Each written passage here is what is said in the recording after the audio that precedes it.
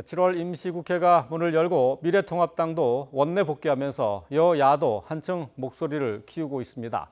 더불어민주당은 연이틀 부동산 투기 근절을 강조하며 강력한 대책을 예고하고 있고, 미래통합당은 부동산 정책 실패 인정하고 국토부 장관을 교체해야 한다고 목소리를 높이고 있습니다.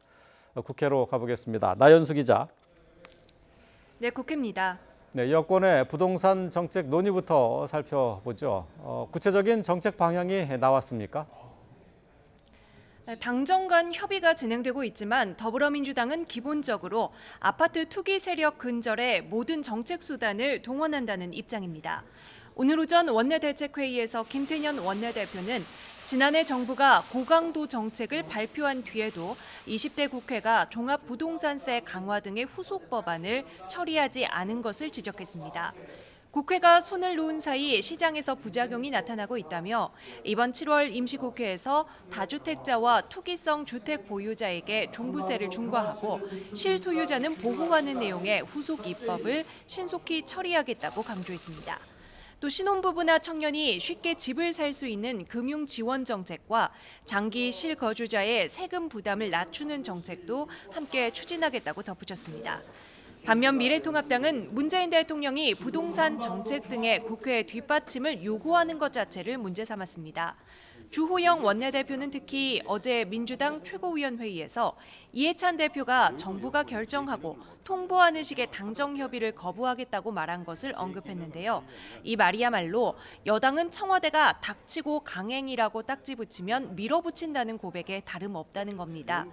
주 원내대표는 문 대통령이 찢어진 그물을 들고 도랑을 흙탕물로 만들면서 물고기를 잡으려 한다고 비판했습니다. 곽상도 의원 역시 정부가 부동산 정책 실패를 인정하고 김현미 국토부 장관부터 교체해야 한다고 다시 한번 주장했습니다. 원내 투쟁을 선언한 미래통합당은 발언 강도를 높이고 있는데요. 추미애 법무부 장관의 수사 지휘권 발동을 두고 청와대 배후설을 제기했죠.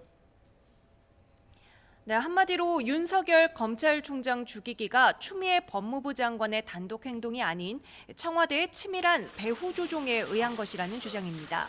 주호영 원내대표는 특히 법무부가 민정수석실을 통해 사전 보고한 뒤 청와대로부터 지휘권 발동을 승인받았다는 사실을 자체 파악했다고 밝혔는데요.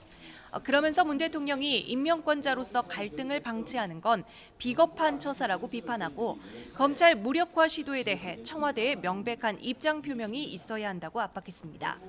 이에 더해 이종배 의원은 투자 사기 의혹을 받는 옵티머스 자산운용 배후에도 청와대가 있었을 것이라는 의혹을 제기했습니다.